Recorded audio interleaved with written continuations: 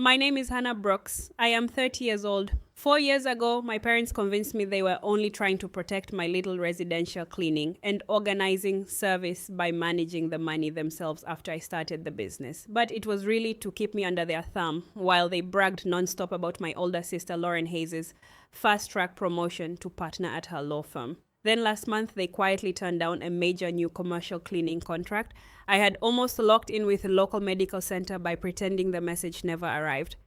And right now, I am standing in the packed waiting room of the Huntsville Hospital Emergency Department. After my father had a scare with his blood pressure, with my mother looking me dead in the eye and saying, my older sister would never have let her career get so small and insignificant that it stressed the whole family out like this. My hands shook as I gripped the plastic chair back. And I told myself right then that no matter what happened next, I was finally done letting them erase the woman I had fought to become. If you have ever felt your own parents slowly chip away at the business you built until it felt like it belonged to them instead of you, drop a comment and tell me what city you are watching from and whether you have ever reached that same breaking point. I read every single one and it helps knowing I am not alone in this. The fluorescent lights in the waiting room buzzed like angry bees while I tried to keep my breathing steady. My mother had just delivered that line about my small and insignificant career in front of Uncle Greg, Lawson cousin Tyler Lawson, and two nurses who suddenly found the floor very interesting. My father sat in the plastic chair beside her, his face flushed from the earlier episode. But instead of staying quiet or looking uncomfortable, he suddenly cut in with a sharp, defensive outburst. Diane, not here, not. Now he snapped his voice, louder than the monitors beeping down the hall. The doctor said we need to keep things calm. It was not the reaction I expected from him. Usually he let her run the show, but today something in his tone carried real edge, like he was tired of the same old script too. My mother just pressed her lips tighter and turned back to me. You see what you are doing to your father, Hannah? All this worry because you insist on playing small business owner instead of letting us guide you like we did for your older sister. I felt the words land like tiny knives, each one carving out another piece of the identity I had spent 4 years trying to claim. My residential cleaning and organizing service, Brooks Home Services, had grown to 11 steady clients in the Huntsville area through sheer grit. I drove my own van, booked my own jobs, and built every spreadsheet myself. Yet, to my parents, it was never a real company. It was the little cleaning thing, or helping people tidy up, always reduced to something cute and temporary, while they praised my older sister Lauren Hayes for every courtroom victory.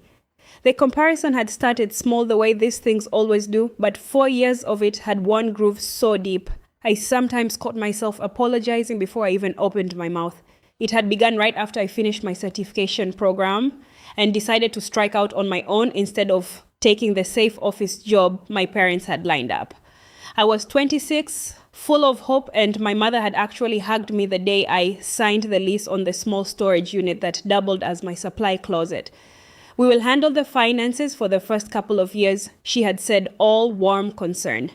You focus on the work. Your father and I know how these small ventures can get eaten alive by taxes and bad clients. It sounded reasonable. They had the experience, they said, and my older sister Lauren Hayes had let them manage her law school loans with no problems. So I handed over the checkbook and the login details. That was the first small violation, though I did not see it then. The next one came 6 months later when a big lead from a property management company in Madison County fell through. I had spent weeks preparing the bid, driving out to show samples of my eco-friendly products and detailed organization plans. The property manager left me a voicemail saying they were ready to sign for a monthly contract that would have nearly doubled my income.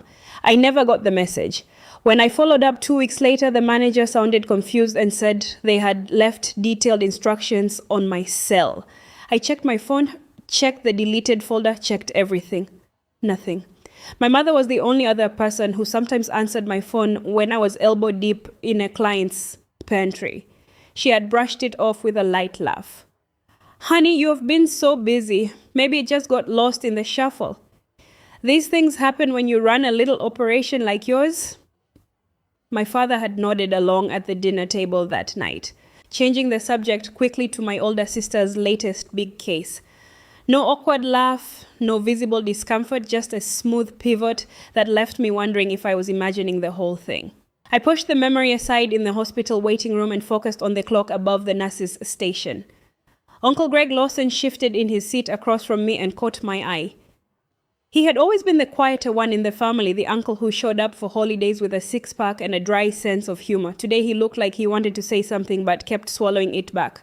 My mother noticed and turned her attention to him next. Greg, you agree with me, right? Hannah needs to think bigger like Lauren did. She cannot keep scraping by on these little house cleaning jobs forever. Uncle Greg's reaction was immediate and completely different from anything I had seen before. He stood up abruptly, chair scraping loud against the tile, and said in a low, tight voice, "Diane, leave the girl alone. Richard is the one in the ER, not her business plan." Then he walked out of the waiting room entirely, shoulders rigid, leaving a stunned silence behind him. My father stared after his brother, jaw clenched, but said nothing. My mother's face tightened, but she did not chase after him. Instead, she leaned closer to me and lowered her voice to that cold, sarcastic tone she reserved for moments when she wanted to cut deep without raising volume. "See what you cause, Hannah. Even your uncle is tired of watching you waste your potential." The words stung worse because they came wrapped in concern, the kind that made me question my own memory. Had I really built something worth defending, or was I just stubborn? I thought about Natalie Quinn, my best friend who ran a mobile pet grooming van and had listened to me vent about these exact conversations for the last 3 years. Natalie would have rolled her eyes and told me to stop letting them rewrite my story. But she was not here right now, and the hospital smelled like antiseptic and worry. I needed air. I stepped outside into the warm Alabama evening, the parking lot lights flickering on as dusk settled over Huntsville. My phone buzzed in my pocket. A text from my older sister, Lauren Hayes. "How is Dad?" "Mom said you are making this about you again. Try to keep it together." I stared at the screen until the letters blurred. Another small violation, another jab delivered through family channels, like it was normal. Back inside, the doctor finally came out and told us my father's blood pressure episode was mild stress-related and he could go home with medication and rest. My mother immediately turned the conversation toward logistics. "Hannah, you can drive your father home since you are the one with the flexible schedule from your little jobs. Your older sister has an important deposition tomorrow." My father started to protest something about not wanting to burden me, but my mother shot him a look and he closed his mouth. That was the pattern. She pushed, he deflected or withdrew, and I ended up carrying whatever weight she decided I owed the family. I drove him home in silence, the van still smelling faintly of the lemon cleaner I used on my last job. When we pulled into their driveway, in the quiet neighborhood of Sparkman Drive, my father turned to me before getting out. His voice was lower, almost private. "Your mother means well, but sometimes she goes too far. I will talk to her later." It was the closest he had ever come to acknowledging the tension, and it left me more unsettled than if he had stayed silent. That night, I lay in my small apartment above the dry cleaner on Jordan Lane, replaying the waiting room scene. The business I had built from nothing now felt like a borrowed coat my parents kept trying to take back. I had 11 regular clients who trusted me with their homes, their schedules, their secrets hidden in junk drawers and cluttered closets. I knew which families kept the good whiskey in the back of the pantry and which ones hid medical bills under the fridge magnets. Yet every time I tried to grow beyond residential work, something slipped away. A voicemail that vanished, a contract that never materialized, a bank login that suddenly required a new password. Only my parents seemed to know how to reset. I told myself it was coincidence until the coincidences stacked up like unpaid bills. The next morning, my mother called before I'd even finished my first cup of coffee. "Your father is resting, but he asked if you could stop by later and help sort some paperwork." "Nothing major, just some old files from when we helped you start the business. It will only take an hour." Her tone was sweet, almost casual, but I felt the hook underneath. Another small violation in the making, another chance for them to remind me who really held the reins. I agreed because saying no had never been an option before, but as I hung up, I caught myself staring at the spreadsheet on my laptop that tracked every invoice and expense. Something in my chest tightened like a warning. If I opened that file cabinet at their house, what exactly would I find this time? My name is Hannah Brooks. I am 30 years old.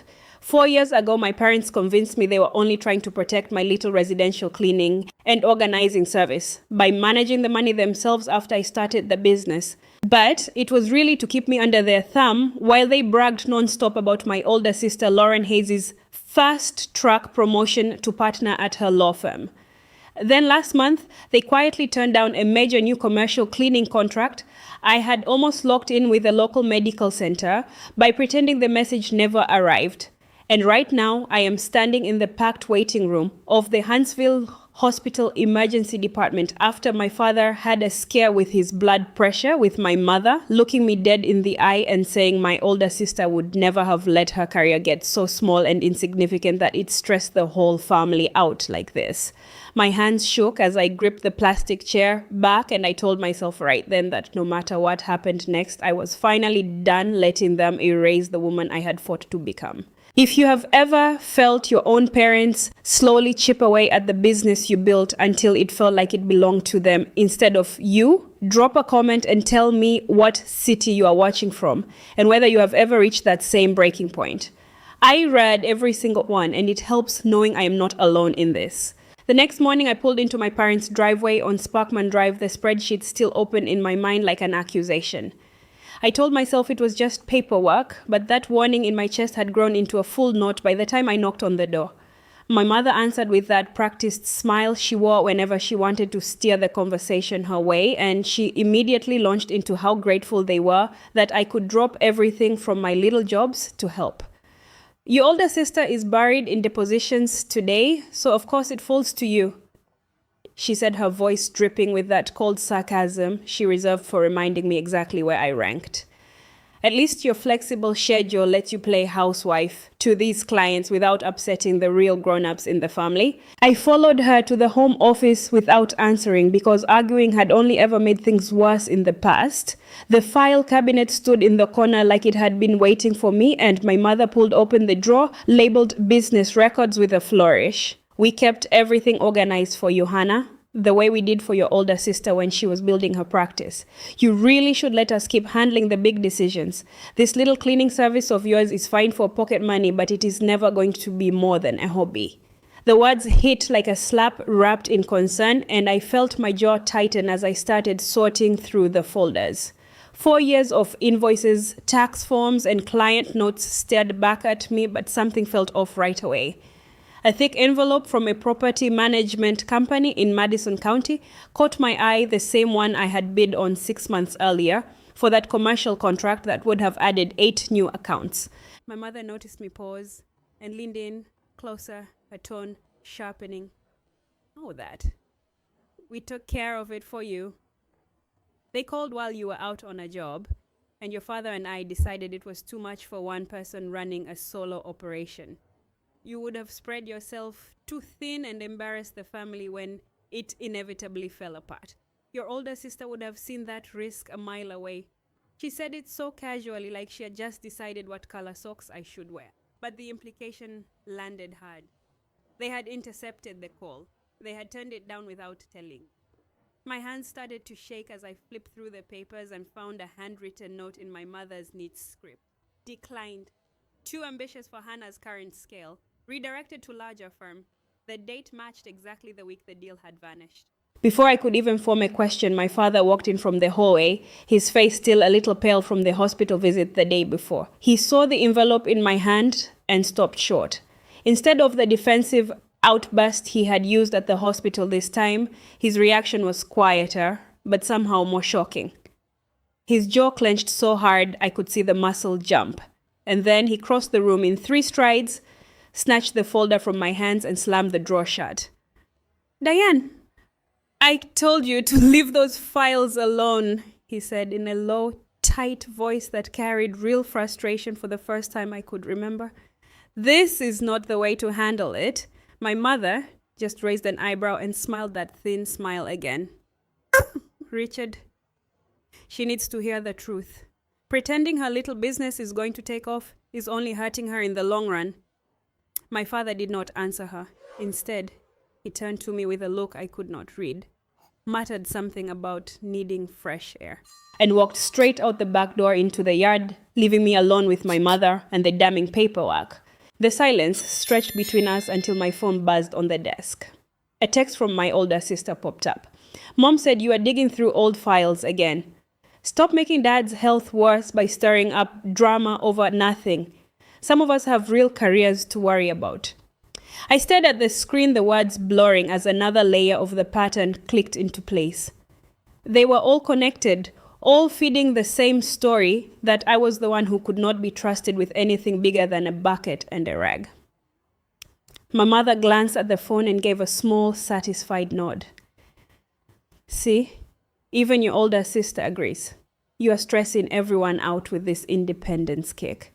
We only want what is best for you, Hannah, the same way we guided her. She reached out and patted my arm like I was still a child, but her grip lingered just a second too long, a silent reminder of who held the strings. I pulled away and kept flipping through the remaining folders, my mind racing now. There it was, tucked behind a stack of old tax returns, a second envelope from Northeast Marine Insurance Group with a policy number and a renewal notice dated 3 months earlier. The description line made my stomach drop. Coverage for a 48-foot bow rider moored at a marina 2 hours away in Guntersville. My parents had always claimed they barely had enough for their own retirement, yet here was proof of a boat I had never heard mentioned once in 4 years of handing over every business deposit. The premium alone was listed as $280 a month, paid automatically from the account they insisted on controlling. My mother saw me freeze and her voice turned even sharper, laced with that psychological jab she delivered so well. That is none of your concern. Your father needed something to take his mind off the stress you keep causing with your endless questions. Unlike you, he actually knows how to enjoy the rewards of hard work without turning it into some grand rebellion. My chest felt like it was caving in as the pieces snapped together. The deleted voicemails, the redirected contracts, the constant comparisons, and now this hidden asset they had funded with money I had trusted them to manage. It was not protection. It was control, pure and simple, designed to keep my business small enough that I would always need them and never outgrow the role they had assigned me. I wanted to scream, but the words stuck in my throat because my father had just come back, inside his face still set in that clenched jaw anger. This time he did not deflect or change the subject. Instead, he pulled me aside into the kitchen while my mother was still in the office, his voice low and private in a way that should have felt supportive, but only made everything more frustrating.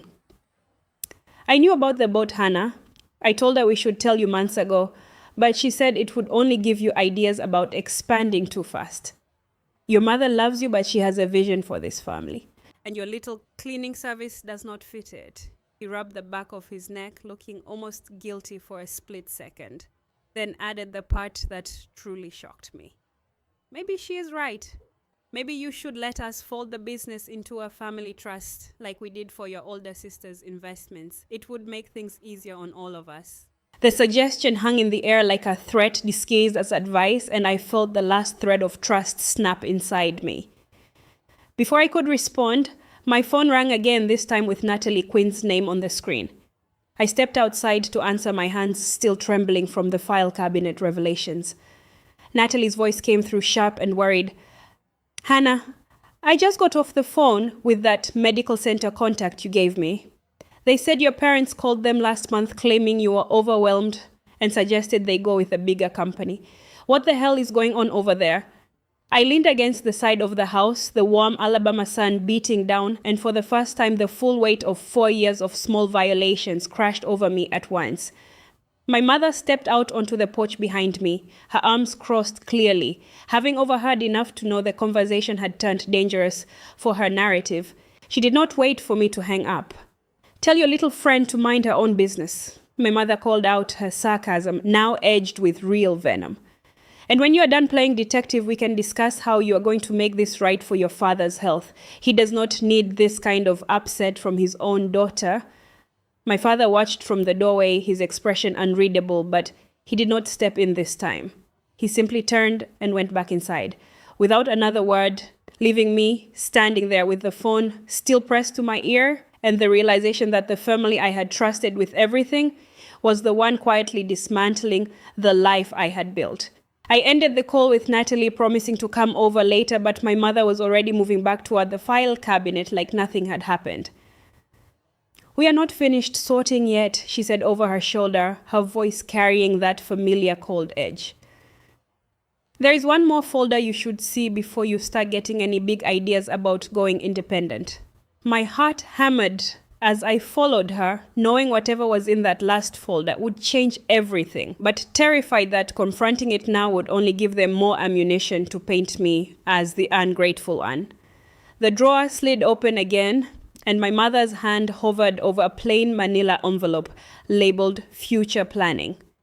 She looked at me with that satisfied glint in her eye, the one that said she still held all the cards, and I felt the ticking time bomb in my chest finally reach its final seconds. My mother looked at me with that satisfied glint in her eye, the one that said she still held all the cards, and I felt the ticking time bomb in my chest finally reach its final seconds. She slid the manila envelope labeled "Future Planning" across the desk like it was a gift, her fingers tapping the edge with deliberate slowness. "Go ahead and open it, Hannah. This is what real family support looks like when someone actually listens instead of fighting every step of the way, like you always do." I pulled out the papers with hands that felt numb.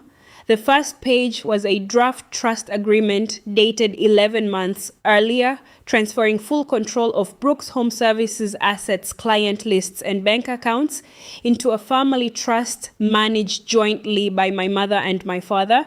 My signature line had already been pre-filled with a forged version of my handwriting, the kind they must have practiced from all checks I had given them. Attached was a ledger showing they had quietly diverted $2,000 a month from my business deposits over the last year, listed as protection fees and family contributions. The money had gone straight into the same account that paid for their 48-foot bow rider and my older sister's recent law firm partnership bonus top-up. My stomach twisted as the full picture snapped into focus. My mother leaned back in the chair, crossing her arms with that cold sarcasm she wielded like a scalpel. "You see, we have been planning ahead because you clearly cannot be trusted to make smart choices on your own. Your little cleaning service was never going to be enough to support yourself long term. This way we keep everything safe, just like we did for your older sister when she needed guidance. You should be thanking us instead of standing there looking betrayed like some victim in a bad movie." The words cut deep, each one laced with that long-held resentment that made me feel erased, like the woman who had built 11 steady clients from nothing was just the family maid who needed to know her place. Before I could even respond, my father stepped into the room again, his face shifting through something completely unexpected. He let out a forced, awkward laugh, the kind that sounded too loud and too fake for the tension hanging in the air, then clapped a hand on my shoulder, like we were all sharing some inside joke. "Diane, come on. She's going to think we are running a cult or something with that laugh of yours," he said, his voice strained, but trying to play it off as light. It was shocking in its own way, this sudden deflection that felt more like he was protecting her narrative than me. But then he caught my eye for a split second, and the laugh died, replaced by a flicker of something raw that made me wonder if even he was starting to see the cracks. My mother did not let the moment breathe. "Richard, stop coddling her. Hannah needs to hear this straight. If she keeps insisting on running that solo operation like it is some empire, she is only going to drag the whole family down with her stress and her failures. Your older sister never put us through this kind of nonsense." She turned back to me, her voice dropping to that venomous whisper that always felt more personal. "Face it, Hannah. You are the one who cleans up after other people's messes. That is all you have ever been good at. Let us handle the real decisions so you can finally stop pretending." The room felt smaller, The air thicker, and I stood there gripping the papers while my father's forced laugh echoed in my head like a warning bell. He did not interrupt her this time. Instead, he muttered something about checking on the yard and walked out again, his shoulders hunched in a way that left me more unsettled than any outburst could have. I shoved the documents back into the envelope, my mind already racing ahead to what I would do next, but my mother was not finished. We expect you to sign those by the end of the week. No more delays, no more little rebellions. This is for your own good, the same way we guided your older sister to success. I left the house that afternoon without signing anything, the envelope tucked under my arm like evidence in a case I had not known I was building. Natalie Quinn met me at a quiet coffee shop off University Drive later that evening, her face tight with concern as I laid everything out. She listened without interrupting, then slid a business card across the table. I asked around. This is Beth Caldwell, a family attorney in town who specializes in small business disputes. She is fair, and she does not drag things out. Call her before they try anything else. I took the card, feeling the first real shift in power, even if it was quiet and private. The next 2 weeks passed in a blur of careful moves I made alone. I met with Beth Caldwell in her small office above a sandwich shop in downtown Huntsville, where she reviewed the trust papers and my business records in under 20 minutes. This would never hold up in court the way it is written, she told me plainly. It is a template with your name slapped on it. No independent counsel, no proper witnesses. They cannot force this on you. Her words gave me the clarity I needed, but they also highlighted how deep the control had gone.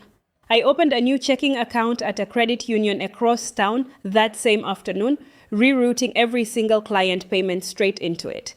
11 residential accounts, all mine again. Mrs. Evelyn Grant, one of my longest standing clients in the 5 Points neighborhood, noticed something was off during my weekly cleaning at her house the following Tuesday. She had always been kind, the type who left fresh coffee out and asked about my day without prying. When I mentioned in passing that family matters were getting complicated, she set down her mug and looked at me straight. Honey, I have watched you build this business from the ground up. Do not let anyone take that from you. If you need a reference or a testimonial to grow beyond what they want, you have got one from me. Her support felt like a lifeline, but it also reminded me how isolated I had become inside my own family. My mother called 3 times that week, each message sharper than the last, demanding I come over to finalize the trust and stop acting like the victim. My father texted once a short note that read more like damage control than apology. Your mother is just worried. We all are. No mention of the boat, the diverted funds, or the forged signature line. I did not answer any of them. Instead, I spent my evenings quietly packing the few things that truly belonged to me at their house when I knew they would be out moving boxes to Natalie's garage, one carload at a time. The work felt familiar, almost comforting, the same way organizing a client's chaotic pantry always had. The final straw came on a Thursday morning, 4 weeks after the hospital visit that had started it all. My mother left a voicemail that morning, her voice icy with that familiar sarcasm. If you do not sign those papers by tonight, we will have no choice but to tell your older sister and the rest of the family how ungrateful you are being. This is the last time we offer to fix your mess. I listened to it once, then deleted it the way she had once deleted my opportunities. I drove to their house while they were both at a doctor's appointment, left the key on the kitchen counter next to a stack of their mail, and walked out without a note or a scene. No slamming doors, no final confrontation in the driveway. I simply did not come back. I signed the lease on a small 1-bedroom apartment above a laundromat on Clinton Avenue that same afternoon, $1,150 a month for ugly carpet and low ceilings, and a kitchen barely big enough for my cast iron skillet. My business income had already started climbing again once the new account was in place, but the relief felt hollow. Natalie helped me unload the last boxes, and Mrs. Evelyn Grant sent over a housewarming plant with a card that read, "You have got this." Beth Caldwell filed the paperwork to formally separate my records from any family claims. On paper, it looked like progress, but the truth settled in slower over the quiet evenings that followed. My older sister sent one text. 2 days later, Mom says you walked out like a child. Some of us are worried about Dad's health after all this drama. I did not reply. My father called once, his voice hesitant, in a way I had never had a meeting in a short private conversation, that he had known about the diversions for months but had gone along because fighting her was exhausting. I should have spoken up sooner. He said the words hanging between us, like an apology that changed nothing. My mother never called again after that Thursday. The silence from both of them felt heavier than any argument ever had. I kept cleaning houses during the day, organizing pantries and scrubbing floors for clients who saw me as the professional I had fought to become. At night, I sat in the small apartment with the yellow walls. I had painted myself the exact shade my mother would have called tacky, and felt the loneliness settle in like a permanent guest. Setting boundaries had given me back my business and my name on my own accounts, but it had cost me the family I had spent 30 years trying to earn. There were no victory laps, no dramatic reckonings where they suddenly saw the error of their ways. Just me, 11 clients, a new apartment, and the quiet knowledge that I had finally chosen myself. I still wonder sometimes if I could have stayed longer, fought louder, or found a way to make them understand. But every time the thought creeps in, I remember the forged signature line and the $2,000 a month they had taken without asking, and the answer feels clear, even if it hurts. Choosing myself meant walking away from the version of me they had tried to keep small. It left me standing alone, but at least it was on my own feet. Thank you for listening to my story. If you have ever drawn a line with your own parents and felt the isolation that comes after, even when you knew it was the only way forward, drop a comment and tell me how you handled the quiet that followed. I read every single one.